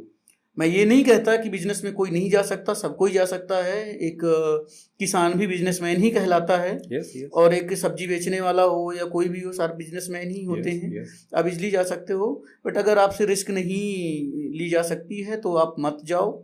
दूसरा, जो हमारे साथ प्रॉब्लम हुई है या मेजर स्टार्टअप्स के साथ, कि हमारे पास जो भी फंड हो हम एक बार में नहीं डालें उसे, हम एटलीस्ट 50% डालें।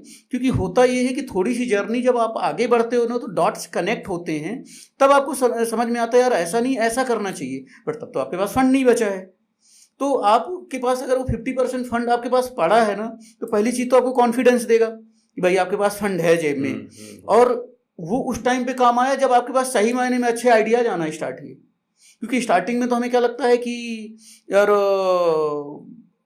सब कुछ कर लिया है हमने, मतलब हमने सारी चीज़ डिसाइड कर ली है, ऐसे ऐसे मॉडल में जाना है, बट क्या पता कि सही मॉडल उसमें से निकल के। बहुत सारे बिजनेस के साथ होता है कि वो आइसक्रीम बेचना स्टार्ट किया, पता चला आज के टाइम में वो आइसक्रीम की डंडी सिर्फ बेच रहा है।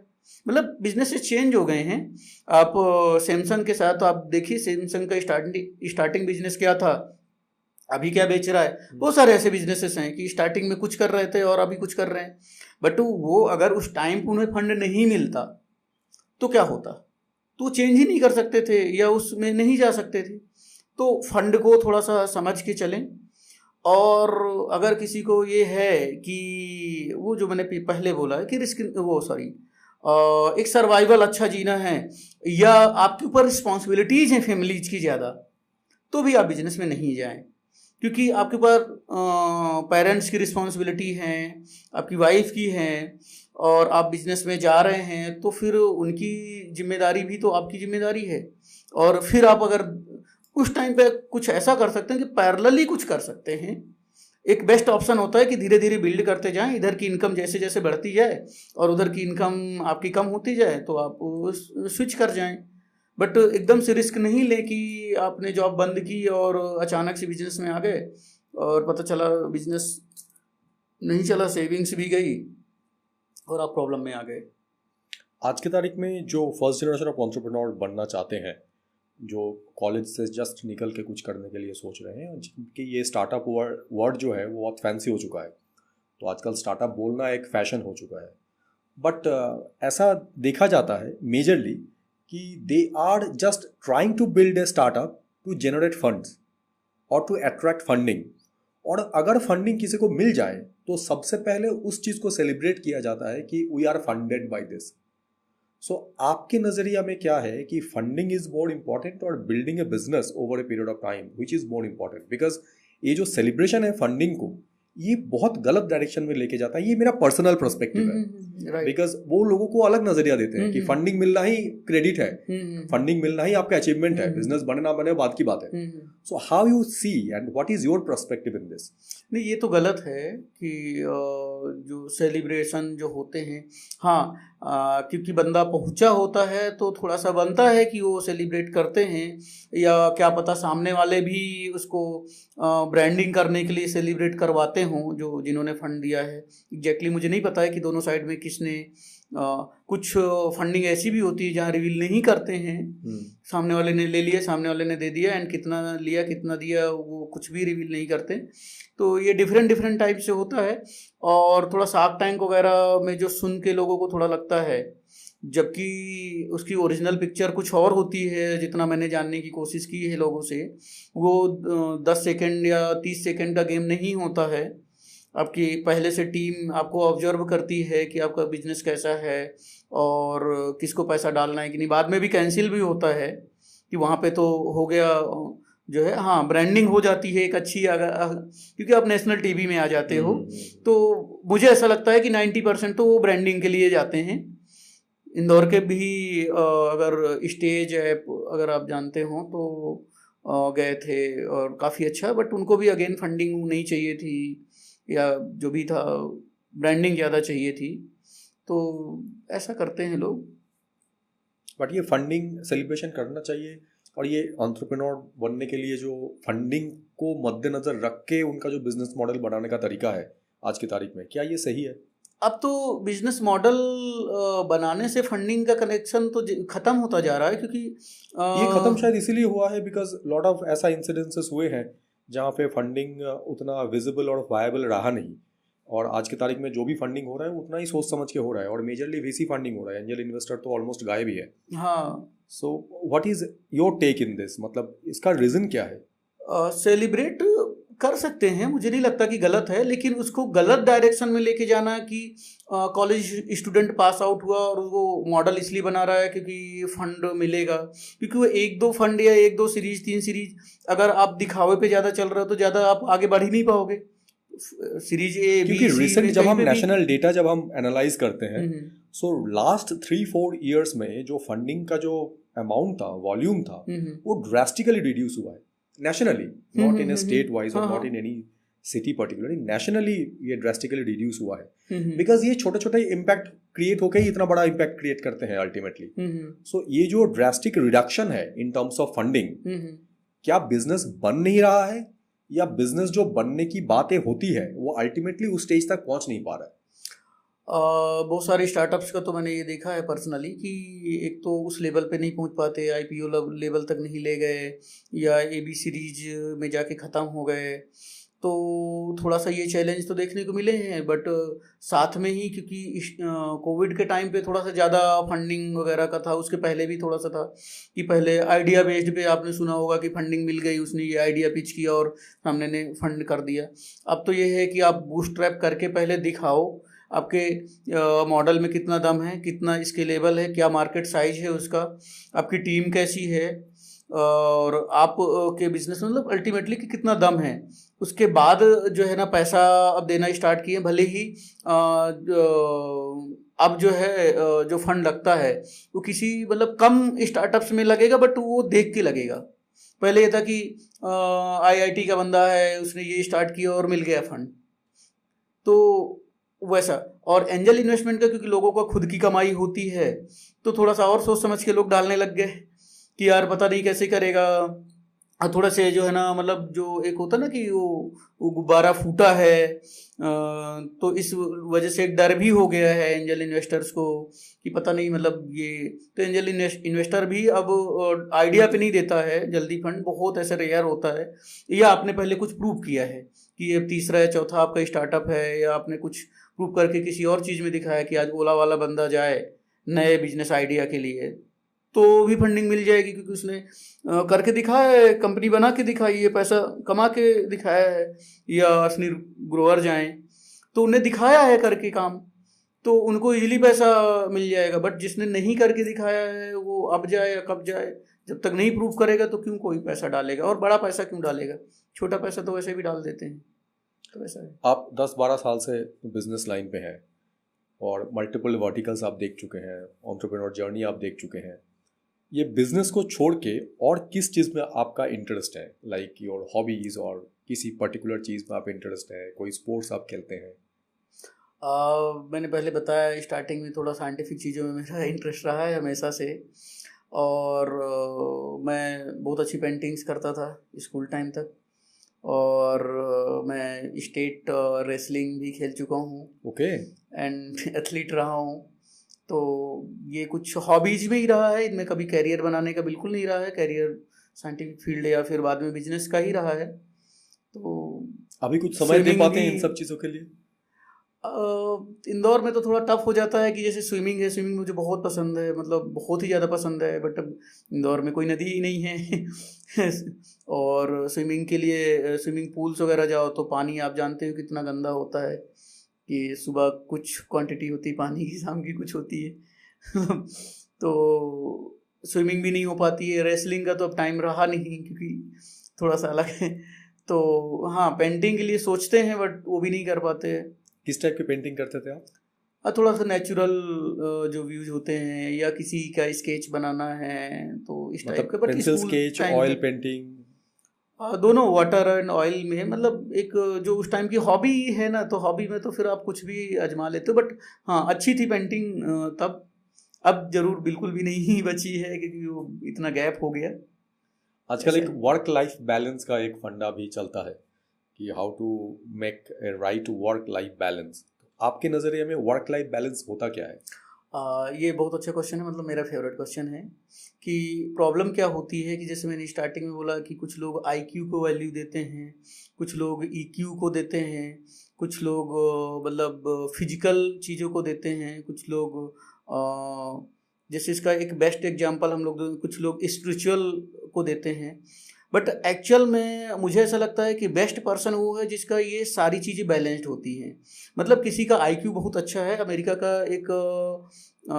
एक स्टूडेंट का था कि वो स्टूडेंट हमेशा टॉप करता था, और एक बार होता है कि टॉप नहीं करता है, तो क्योंकि अमेरिका में गन कल्चर चलता ही है, तो गन लेके आया और उसने फैकल्टी जो भी था, टीचर था, उसको शूट कर दिया। तो आप समझिए ना कि अगर IQ इतनी ही अच्छी चीज़ होती तो क्यों ऐसा करता। ठीक है, तो क्यों? क्योंकि कहीं ना कहीं उसका जो एक इमोशनल कॉन्सेंट है वो इतना अच्छा नहीं रहा। तो मुझे ऐसा लगता है कि ज़्यादातर सक्सेसफुल लोग थोड़ा सा जो है ना, जिनका एक सोशल और इमोशनल कॉन्सेंट बैलेंस्ड होता है, अच्छा होता है, शायद वो ज़्यादा सक्सेसफुल है। IQ होना चाहिए बट इतना नहीं कि सिर्फ IQ को, अपने इंडिया में IQ की वैल्यू बहुत ज़्यादा दी जाती है। और जैसे कभी कभी हम एनालिसिस करने की कोशिश करते हैं कि जैसे सुशांत सिंह राजपूत थे, ठीक है, बहुत अच्छे एक्टर थे, बहुत अच्छे इंटेलिजेंट थे, बट ऐसा क्या नहीं पता कि उन्होंने क्या किया है, बट अगर उन्होंने सुसाइड किया है तो हम ये एज्यूम करने की कोशिश करते हैं कि ऐसा क्यों हुआ होगा। कि एक होता है स्पिरिचुअल, ज़्यादातर लोगों आज के टाइम में ज़्यादातर लोगों के जो है ना स्पिरिचुअल कॉन्सेंट गायब है। कि मैं IQ अच्छा है तो मुझे थोड़ा सा ईगो भी होगा, यार मैं तो अच्छा कर लेता हूँ, मेरे से ऐसी गलती कैसे हो सकती है। ठीक है, और ये चीज़ें हैं। लेकिन अगर स्पिरिचुअलिटी में मेरी एक अच्छी कमांड है, आध्यात्मिक रूप से मैं अच्छा हूँ, तो अगर ऐसा हुआ है तो मुझे क्योंकि ये पता होगा कि हर चीज़ मेरे हाथ में नहीं है। आध्यात्मिक एंगल से अगर आप देखोगे, लेकिन अगर आईक्यू के एंगल से देखोगे कि नहीं यार वो तो सब कुछ जो है ना हैंडल होता है। दूसरा, आप सब कुछ आईक्यू अच्छा है आपका और आप सोशल नहीं हैं तो भी काम नहीं चलने वाला है।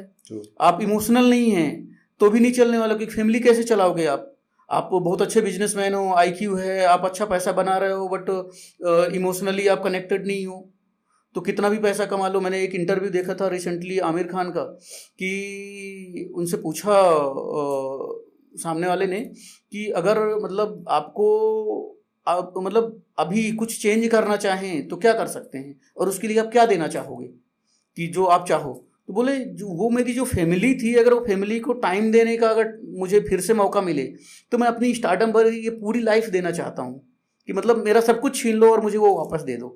तो मतलब कि कोई बंदा इतना सक्सेसफुल, सुपर सक्सेसफुल बंदा ये मिस कर रहा है फैमिली टाइम को, कि उनसे बहुत बड़ी गलतियां हुई हैं, वो अपने बच्चों को टाइम नहीं दे पाए, अपनी वाइफ को टाइम नहीं दे पाए।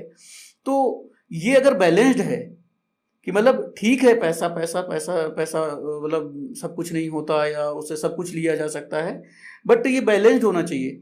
अब मैंने पैसा कमा लिया बट फिजिकल कॉन्सेंट मेरा गायब है, मैंने फिजिकली फिट नहीं हूँ, तो मैं क्या किस काम का आएगा 40 के बाद। तो मुझे ऐसा लगता है कि आपका मतलब IQ एंड EQ मतलब इमोशनल, SQ स्पिरिचुअल एंड आपका फिजिकल, ये चारों जो है ना बैलेंस्ड होना चाहिए। और ये जो है ना स्कूल में इसकी शिक्षा देनी चाहिए, क्योंकि स्कूल में ना बहुत गलत हमारा एजुकेशन सिस्टम है। मैं मतलब अगर मुझे मौका मिले तो मैं एजुकेशन सिस्टम में ही हिट करना चाहूँ सबसे पहले, क्योंकि होता ये है कि बचपन में जैसे हमें स्टोरीज पढ़ाई जाती, वो एक रानी की लड़की थी, वो इतनी सुंदर थी, अब ऐसी स्टोरीज थी वो पढ़ाई जाती हैं कि वो रानी रूपवती थी, उतनी सुंदर थी, ऐसा इतने राजा मरते थे, ऐसा वगैरह वगैरह। आप सोचिए उस क्लास में एक ऐसी लड़की बैठी है जो सांवली है, जो नहीं अच्छी दिखती है, उसके अंदर क्या चल रहा होगा। Very true. कि यही कि यार सब कुछ होता है तो सब सुंदरता वाला ही होता है, हम तो खत्म हैं। वहीं से वो पीछे हो गया। Yes. जबकि वो बहुत मामले में बहुत अच्छी होगी बंदी, yes, yes, true. बहुत इंटेलिजेंट हो सकती है, सब कुछ होती है, बट वो वहां से जो है ना अपने आप को उसने अलग कर लिया। तो हमारे ना एजुकेशन सिस्टम में बहुत कुछ गलत चीजें हैं, जैसे कि हर चीज को अपोजिट दिखाना। जैसे कि आप पढ़ाया जाता है, विलोम शब्द होता है हिंदी में, कि पुरुष का विलोम क्या, तो स्त्री बताया जाता है। क्या सच में विलोम है? उल्टे हैं? नहीं है ना, पूरक है ना, एक मतलब सर्कल कंप्लीट करते हैं ना।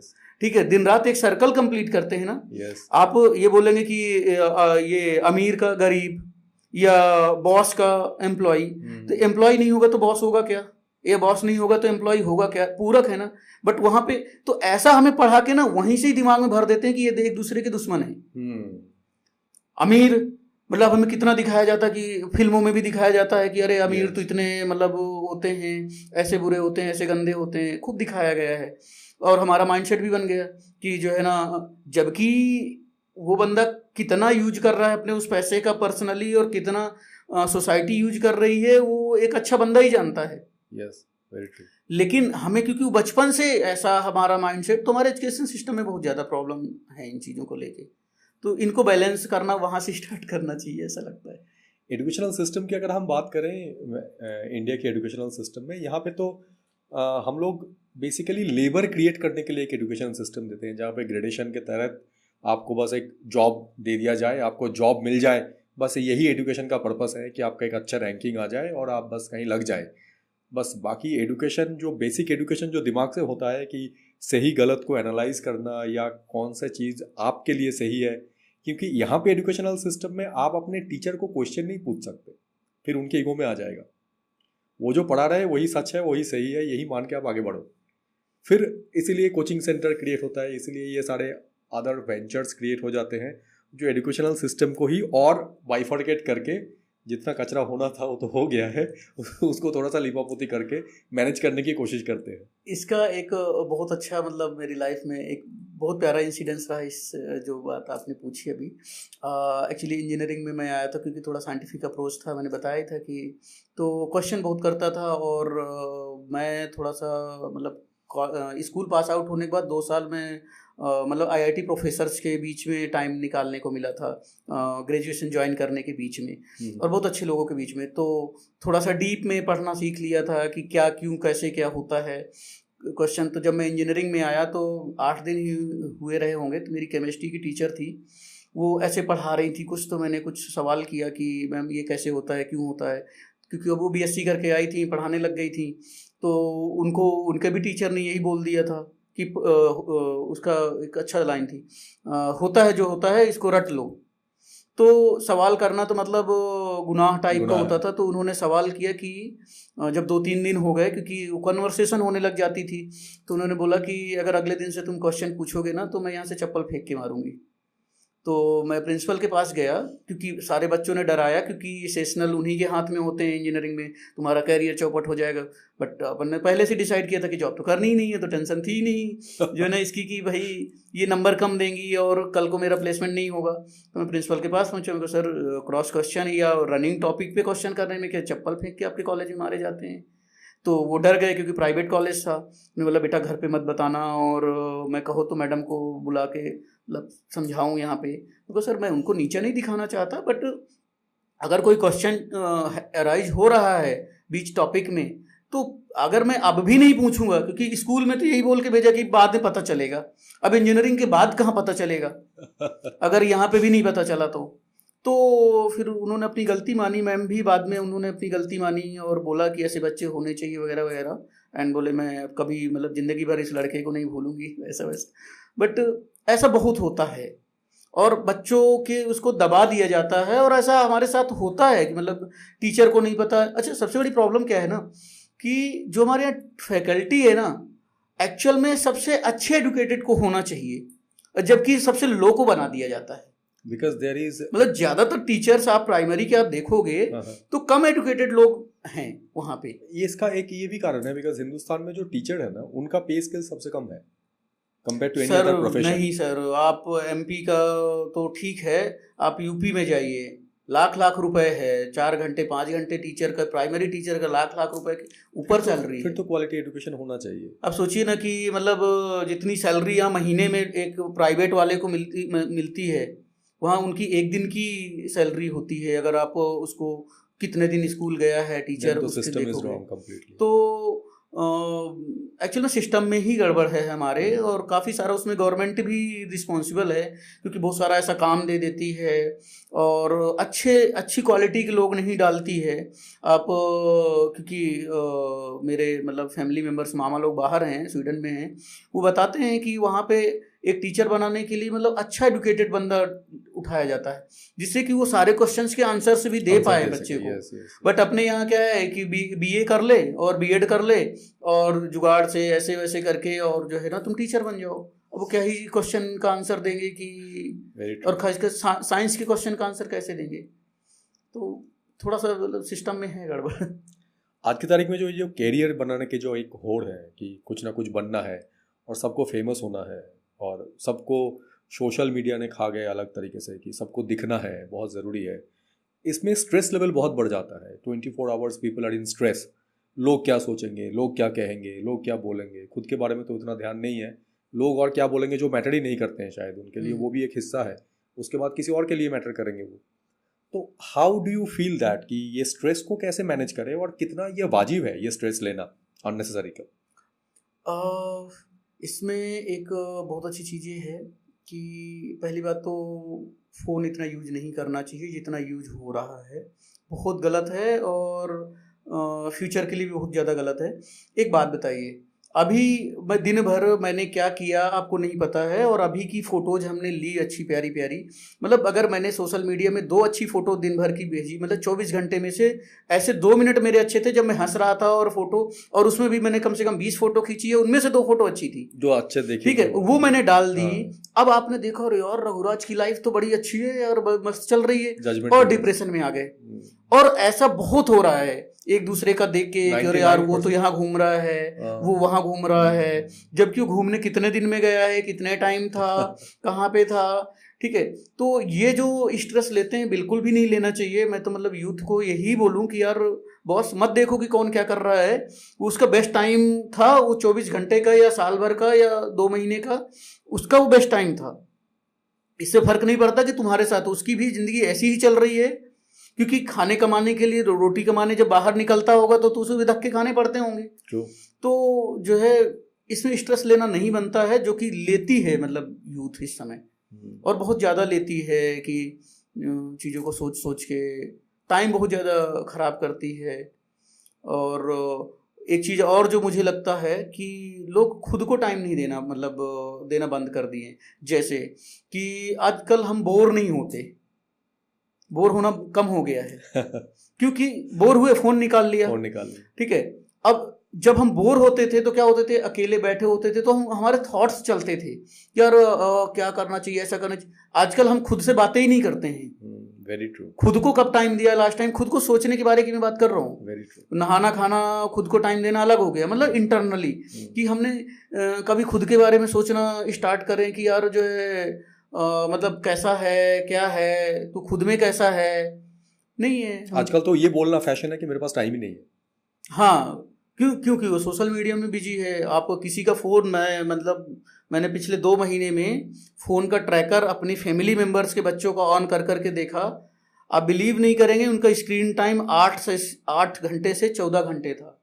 एक दिन में 24 घंटे में 8 घंटे से 14 घंटे, और वो भी 12th के बच्चों का। कैसे करते होंगे वो?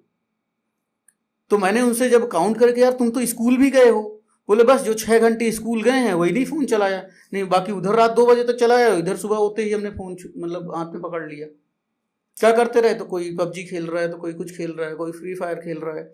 जो ज़्यादा बड़ी यूथ हैं वो सोशल मीडिया में और डिफरेंट वे में इंगेज्ड हैं। तो ऐसे अब सोचिए, आप 8 घंटे 10 घंटे 12 घंटे जो सोशल मीडिया को दे रहे होंगे, तो वो खुद का फ्यूचर क्या बिल्ड कर रहे होंगे। अच्छा, एक चीज़ और भी क्या है इसके पीछे, एक चीज़ और गलत है, वो यूट्यूब्स वगैरह में जो है ना कि आप ये करके लाखों कमाए वाले जो ऐड होते हैं, हाँ, एक्चुअल में सबसे ज़्यादा इसने बिगाड़ा है। आप बताइए कितने लोग ये करके, ऐसा करके, वैसा करके, इस गेम से लाखों कितने लोग कमा रहे हैं आपको मतलब प्रैक्टिकल में कितने लोग मिले अभी तक? बिल्कुल नहीं, ठीक है। कुछ होंगे जो जिनका कुछ वायरल हो गया, वो कितने करोड़ों में से एक है। बिल्कुल। डॉली चाय वाला, अब कोई चाय बेचने लग जाए या उसकी जैसी हरकतें करने लग जाए, तो कितने लोग हैं ऐसे। मेरे ख्याल से ऐसा बंदा पहला ही पॉपुलर हुआ है। या जितने भी आते हैं हर महीने कोई एक ना एक आ जाता है, तो साल में 12-15 ही लोग आते हैं ना ऐसे कि अरे यार वो तो रात रात में सेलिब्रिटी बन गए। बट 140 करोड़ जनता में बाकी के लोगों को ये नहीं समझ में आता कि भाई वो मतलब 0.0001% भी नहीं हो रहा है परसेंटेज। सबको तो ऐसे होना है ऐसे। हाँ, बट वो ऐड हमें ऐसे दिखाए जाते हैं। अभी शायद गवर्नमेंट कुछ रूल्स लेके आ रही है कि ऐड लोग हर टाइप के नहीं डाल सकते, बट उसे कितना कंट्रोल कर पाएगी वो बात की बात है। तो अभी तो क्या है, कुछ भी ऐड डाल दो और लोग उसके पीछे दौड़ पड़ते हैं। लोगों को बहुत सारे इस चीज़ से ऐसा कमाएं, उससे से ऐसा यूट्यूब में चैनल बना लो। हर किसी का नहीं है। हम लोग अभी जो हाउ टू बिकम इन्फ्लुएंसर में यही कन्वे करना चाह रहे थे स्टूडेंट को और जो भी आए थे वहाँ पे, कि भाई हर किसी के लिए नहीं है। जो डेडिकेटेड वे में प्रॉपर कंटेंट के साथ, प्रॉपर नॉलेज के साथ कंटिन्यूसली कर सके आगे, उसके लिए है। जो ये है कि हमने आज बना लिया कुछ, फिर 1 महीने नहीं बनाया, 1.5 महीने नहीं बनाया, फिर कुछ कर लिया, मूड किया, क्या करेगा, टाइम ही खराब करेगा और कुछ नहीं करे। अभी एक मेरे फ्रेंड हैं, वो 1 साल से यूट्यूब में वीडियो डाल रहे हैं। आप बिलीव नहीं करेंगे कि उनमें कम से कम 10 वीडियो ऐसे थे जिसमें से 0 व्यू थे यूट्यूब में। अब बताइए, तो मैंने बोला काहे टाइम खराब कर रहे हो भाई। 0, 1, 2 ऐसे व्यूज काउंट थे उनके वीडियो में। अब सोचिए, फिर भी वही बनाए जा रहे हैं और 1 साल से बना रहे हैं। तो या तो अगर आपको शौक है तो वे चेंज करिए, कुछ तो गड़बड़ है आपके साथ, ठीक है। आपको अगर इंटरेस्ट, आपको अच्छा लगता है कि आप फ्री टाइम में करते हो, खैर वो एक्स्ट्रा टाइम में ही करते थे तो इसलिए मैंने उनको ज़्यादा नहीं बोला, बट लेकिन अगर आप साल भर से देख रहे हो कि 0 व्यूज हैं, तो आप क्यों कर रहे हो कि जिसमें मतलब कोई रिजल्ट ही नहीं आ रहा है। हम तो मार्केटिंग में बोलते हैं कि अगर आप 1 रुपये डाल रहे हो, 1 रुपये 1 पैसे लेके वापस नहीं आए तो मार्केटिंग अभी के अभी बंद कर दो, कोई सेंस नहीं उस मार्केटिंग का। टाइम का भी सेम यही है कि हमारे लाइफ में 2 चीज़ें सबसे ज़्यादा कॉस्टली है, एक टाइम और दूसरा इमोशंस। लेकिन ये दोनों ही लोग भर भर के खर्च करते हैं।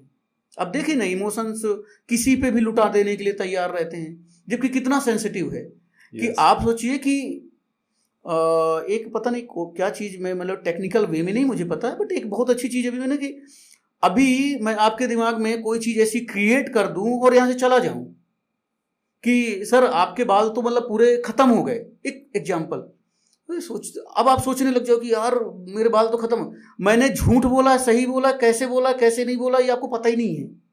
बट सोचिए कि ये सोचने में आपका दिमाग कितने घंटे खराब करेगा। तो ऐसा बहुत सारे लोगों की लाइफ में होता है।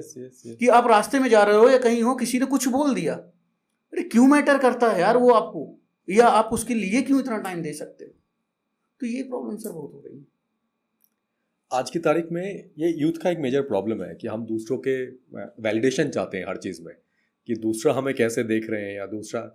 और एक मेजर प्रॉब्लम जो मुझे ऐसा लगता है कि हम जब अननोन लोगों से बात करते हैं तो हम वहाँ पे अपना इंप्रेशन क्रिएट करना चाहते हैं। हम इंग्लिश में बात करना पसंद ज़्यादा करते हैं या कुछ दिखाना पसंद करते हैं। वही इंसान जब खुद के माँ बाप या खुद के लोगों के साथ बात करते हैं तब उनका टोन अलग होता है। क्या ये सही मायने हैं? बिकॉज जो आपके लिए मैटर करते हैं, जो आपके लिए सुख दुख में खड़े हैं, आप उनके साथ अलग तरीके से बात करते हो और फिर बोलते हो ये तो प्यार है, तुम अपने हो, तुमसे यही बात करेंगे तो किससे बात करेंगे। जबकि जो मैटर ही नहीं करते, हम वहां पे अपना इंप्रेशन क्रिएट करना चाहते हैं, उनसे बहुत तरीके से बात करते हैं जो भूल भी जाएगा 5 मिनट बाद। तो व्हाई दिस, ये जो दिखावे वाली एक जो पैकेजिंग की जो दुनिया है, इस पैकेजिंग की दुनिया के लिए इनके लिए क्या कर सकते हैं हम? सर पता नहीं क्यों, और ऐसा मूवीज से मुझे ऐसा लगता है हुआ कि लोग थोड़ा सा मतलब इंग्लिश को इंडिया में, जबकि एक चीज़ बताइए कि जो चीज़ जैसे हम लोग एक एग्जांपल कि हमें माँ के हाथ का बना हुआ खाना क्यों पसंद होता है, तो हम लोग ये बोलते हैं कि जैसे आपने फॉर एग्जांपल रोटी खाई और कंकड़ है उसमें या कुछ ऐसा है, तो मुझे लगता है आप थूकने से पहले माँ का हाथ शायद आ जाता रहा है कि अरे बेटा थूक दे, हाथ में ही थूक जो है ना वो आपसे उसको। तो हम जब फैमिली के बीच होते हैं तो हमें तो वो प्यार, वो सारी चीज़ें, और बाहर बनावटीपन का बहुत ज़्यादा चलन एक आ गया है। इम्प्रेस करना, लड़कियों को इम्प्रेस करना, लोगों को इम्प्रेस करना, कि हम जब तक मतलब मुझे ऐसा लगता है कि कम्युनिकेशन वो है जिसमें आप आपके बेस्ट एक्सप्रेशन दे पाओ, एग्जैक्टली बेस्ट फीलिंग्स आप ट्रांसफर कर पाओ। अब वो किसी भी उसमें हो, आप संस्कृत में ट्रांसफर कर पाते हो तो संस्कृत बोल लो, हिंदी में कर पाते हो हिंदी बोल लो, इंग्लिश में कर पा रहे हो तो इंग्लिश बोल लो। जैसे भी स्टार्टअप नेटवर्क का इन चीज़ों में मैं देखता हूँ कि बहुत सारे छोटे स्टार्टअप्स इसलिए भी ग्रो नहीं कर पाते कि उनको इवेंट्स में समझ ही नहीं आता है। क्यों? क्योंकि जो स्पीकर थे वो सारे इंग्लिश में बोल के चले गए। अरे भाई सेंट्रल इंडिया है, अभी इधर तो मतलब हिंदी का ज़्यादा है ना लोगों के पास बोलने का। मुझे इस मामले में असनीर ग्रोवर अच्छा लगा बंदा, बोलते यार एक बार तू इंग्लिश में बोलेगा, फिर मैं दिमाग में उसको सुन के ट्रांसलेट करूंगा, फिर मैं उसको हिंदी में ट्रांसलेट करने के बाद फिर मैं इंग्लिश में ट्रांसलेट करके तुम्हें बोलूंगा। तो बोले इतनी सारी प्रोसेस क्या, सीधा जो मदर टंग है ना उसमें बात करना। तो लोग ना, ये थोड़ा सा फिल्मों से भी हुआ और थोड़ा इम्प्रेस करने का जो जमाना था, बट अब शायद मुझे ऐसा लगता है कि चेंज हो रहा है, जिसमें से कि हमारे कुमार विश्वास जी का बहुत बड़ा हाथ था। उन्होंने हिंदी को एक अच्छा वो दिया कि लोग जो है ना हिंदी कविता बोलने लग गए, कविता सुनना पसंद करने लग गए। नहीं पहले तो ऐसा होता था कि एक कवि जो झोला छाप हो और गरीब हो उसी को ही लोग कवि मानते थे। बट अब अमीर कवि भी होने लग गए और लोग कवि बनना पसंद करते हैं। आप इंस्टाग्राम वगैरह में देखो कितने सारे पोएट्स हैं। तो कम्युनिकेशन का वे जो है जिसमें आप कंफर्टेबल हो, जिसमें सामने वाला कंफर्टेबल हो ज़्यादा, तो वो चीज़ है। बाकी तो इम्प्रेस करके थोड़ी देर के लिए हो जाएगा इम्प्रेस सामने वाला, बट अगर वो आपकी बात ही नहीं समझ पाया है तो फिर क्या ही है। मैं मिला था इनसे, IIM के डायरेक्टर हैं Himanshu Roy. Yes, he is a very nice person. मतलब उनकी स्पीच में जो है वो संस्कृत में भी स्पीच देंगे बीच में, जहाँ पे लगेगा कि यार संस्कृत की चीज़ें आनी चाहिए, हिंदी में होगी, इंग्लिश में होंगी, सामने वाली ऑडियंस के अकॉर्डिंग होगी। एक और मैं बहुत अच्छे व्यक्ति से मिला हूँ, आप नाम जानते होंगे, HC वर्मा। उनकी कॉन्सेप्ट ऑफ फिजिक्स किताब चलती है, बहुत पॉपुलर है। उनसे मिला भी हूँ क्योंकि वो IIT कानपुर में ही थे मैक्सिमम टाइम। एंड उनको ऐसा बोला जाता है कि जब वो फिजिक्स पढ़ाते हैं तो सामने फिजिक्स खड़ी हो जाती है। बट वो जिस टाइम पे जो लैंग्वेज यूज करते थे उसी में ही होते थे। मतलब अगर आपने कहीं पे बुलाया और हिंदी में, तो ऐसे हिंदी के टिपिकल शब्द उनके होंगे कि लगेगा यार ये प्रोफेसर कैसे हो सकते हैं। बट वो अगर इंग्लिश में है तो फिर इंग्लिश में, लेकिन ऐसा नहीं कि इम्प्रेशन दिखाने के लिए कि आपसे जो है ना एक छोटे तबके के लोग मिलने आए हैं और आप इंग्लिश में बात कर रहे हैं। आप एक बस ड्राइवर है और आप उससे इंग्लिश में बोल रहे हो, तो गलत है ना। आप जहाँ पे आपको लगे कि यार सामने वाले से बेस्ट कम्युनिकेशन हो सकता है तो वो तो ये तो सर होना चाहिए ऐसा। एक और मेजर प्रॉब्लम जो नज़र आता है अभी, पता नहीं आप कितने मेरे साथ सहमत होंगे, कि लोग आज के तारीख में बहुत कुछ बनना चाहते हैं। मुझे ऐसा लगता है समहाउ कि जब आप कुछ बनना चाहते हैं, जिस तरीके की बनना चाहते हैं, कोई अमिताभ बच्चन बनना चाह रहा है, कोई शाहरुख खान बनना चाह रहा है, आपको साथ में ये भी मालूम होना चाहिए कि आप क्या नहीं बनना चाहते हो या आपको क्या नहीं बनना है। हर काम हर किसी के लिए नहीं होता है। जो आप कर सकते हैं आप उस तरीके से बनने की कोशिश करें। आप ये बनने के होड़ में अपने आप को वैसा डिज़ाइन करना शुरू कर देते हैं कि आप ये भूल जाते हैं कि आपको एक अच्छा इंसान भी बनना है साथ में। आपका कैरियर, आपका पैसा, आपका पोजीशन हमेशा आपका साथ नहीं देने वाला है, लेकिन अगर एक आप अच्छा इंसान है वो लास्ट सांस चलने तक आपका साथ देने वाला है। 3 दिन पहले मैं एक कंपनी के डायरेक्टर से मिला था और वो मेरे अच्छे दोस्त भी हैं। उन्होंने ऐसे बोला अचानक से कि मेरे बेटे, मतलब बच्चे, एक बेटी एक बेटा, और मेरे ये फ्रेंड मतलब जो कलीग है इनके बेटे जो है ना वो इसी इंडस्ट्री में, आईटी इंडस्ट्री में ही काम करेंगे। तो मैंने पूछा ऐसा कैसे कह सकते हो आप, आपके बच्चे तो अभी 4 साल के हैं, 5 साल के हैं। आपने बोले हाँ जो हमने डिसाइड किया है वो वही करेंगे। मतलब आपने डिसाइड भी कर लिया कि यही करेंगे, कैसे आप डिसाइड कर सकते हो? तो बोले नहीं वो हम उनको ऐसे ढालेंगे कि वो यही डिसाइड करेंगे, हम डिसाइड नहीं करेंगे, डिसाइड वो करेंगे बट ढालेंगे हम उनको, दिमाग में ऐसा भरेंगे कि जो है ना वो यही डिसाइड करें आईटी के लिए।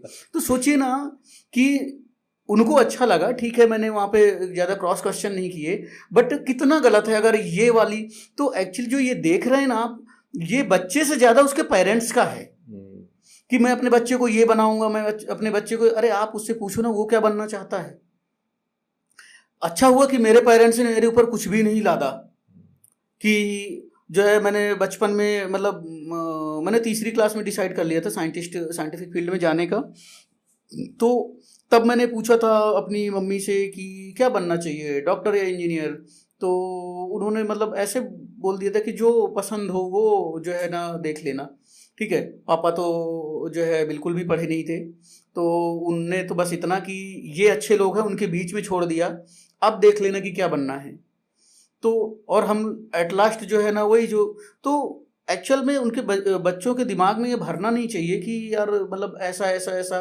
और सर आज के टाइम में ना बहुत तरीके हैं बहुत अच्छा इंसान बनने के, ठीक है, बट आपने पहले ही उसको बोला ही नहीं है कि तुम्हें अच्छा इंसान बनना है। उसको तो आपने ये बोला कि ये बनना है, ऐसे बनना है, उसके जैसे बनना है, शर्मा जी के बेटे जैसे बनना है। उनने टॉप किया है, ठीक है। मेरा एक कजिन है, उनकी IIT रैंक उसकी 2nd आई थी, ठीक है, ऑल इंडिया रैंक 2nd है। तो क्या हर कोई पाएगा क्या? इंडिया में 2 ही लोग एक पहली दूसरी में आ सकते हैं। 140 करोड़ जनता के बच्चे पता नहीं कितने करोड़ एग्जाम देते हैं और उनमें से 2 लोग ही आ सकते हैं। अब कल को जो है ना मैं अपने बच्चे को या अपने भाई को, नहीं तुझे तो 2nd रैंक ही लानी है, तो मतलब कैसे पॉसिबल है? और नहीं लाएगा तो क्या हो जाएगा? ऐसा तो है नहीं कि वो सक्सेसफुल, क्या पता वो अभी कहीं पे एम्प्लॉय बने और जो बाद वाला बंदा है वो कोई बिजनेस करके उसी को हायर कर ले। तो ऐसा मेरे साथ भी मतलब काफ़ी कुछ टाइम चला है कि अरे यार वो IIT करना है, IIT नहीं किया तो कुछ नहीं किया, IIM नहीं है तो कुछ नहीं किए। बट आज ऐसा लगता है कि हम जाएं यार और हायर करके लेके आएँ वहाँ के बच्चों को। अच्छा है ना, अच्छे टैलेंट को हायर कर लें। तो और होता यही है कि अच्छे टैलेंट को कोई जो है ना उनसे कम पढ़ा लिखा बंदा ही हायर कर रहा होता है। Yes yes. तो सोचिए आप फिर, तो थोड़ा सा एक फ्री वो देना चाहिए। हाँ, उस बच्चे की रिस्पॉन्सिबिलिटी है कि जब वो 10th 12th के आसपास आए उसको ये समझना ज़रूरी है कि मेरे पेरेंट्स की एज क्या है, मेरे घर में कौन है कौन नहीं है, कौन सी मेरी रिस्पॉन्सिबिलिटीज़ हैं। अगर मुझे जल्दी कमाने की रिस्पॉन्सिबिलिटी है तो मुझे किस डायरेक्शन में जाना चाहिए। अब अगर मेरे घर में कोई नहीं है, माँ है सिर्फ फॉर एग्जांपल के, और मैं क्रिकेटर बनना चाहता हूँ, नहीं पता कि फ्यूचर कहाँ है कहाँ नहीं है, तो क्या सही डिसीजन है मेरा? अगर मैं अपनी माँ के लिए सोचता हूँ तो हाँ, मेरी माँ के लिए बैकअप है, मेरे लिए भी बैकअप है, मेरे पापा कुछ ऐसा छोड़ के गए हैं या मतलब पुश्तैनी जायदाद है, तो बिल्कुल सोचना चाहिए। तो थोड़े से डिसीजंस ना हमें उस टाइम को देखते हुए लेने चाहिए। ये फिर बच्चों की रिस्पॉन्सिबिलिटी वहाँ पे आती है, बट वहाँ तक जाने के पहले पेरेंट्स को नहीं डिसाइड करके देना चाहिए कि नहीं तुझे तो यही बनना है। तो ऐसा है। Thank you very much for sharing your insights Thank about you, life sir, and आपको। Everything.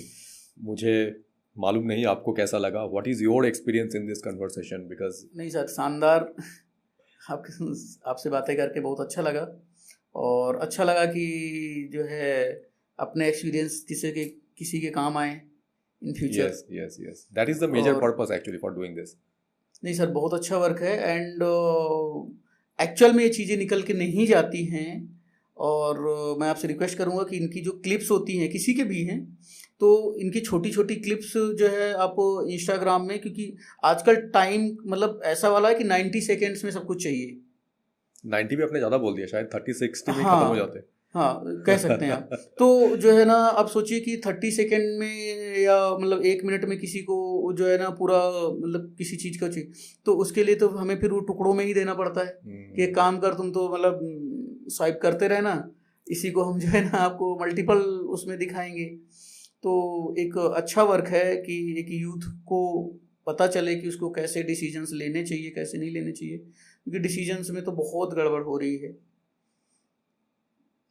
So thank you very much for giving us your time, sir, and thank you very much for that. Thank you so much sir, आपको भी। So this was the podcast with Mr. Raghuraj Singh. I hope this podcast has given you a lot of insights about life lessons and also given you a fair idea that how you need to be a problem solver in case of any challenges coming in your ways. So thank you very much for watching the podcast, and please subscribe our channel The Spotlight Beyond Profession to have lot of updates from our end. And also you can subscribe our other channel The Spotlight Decodes, where you unfold many business models of startups and corporate worlds. So again, thank you very much for watching the podcast, and signing it off.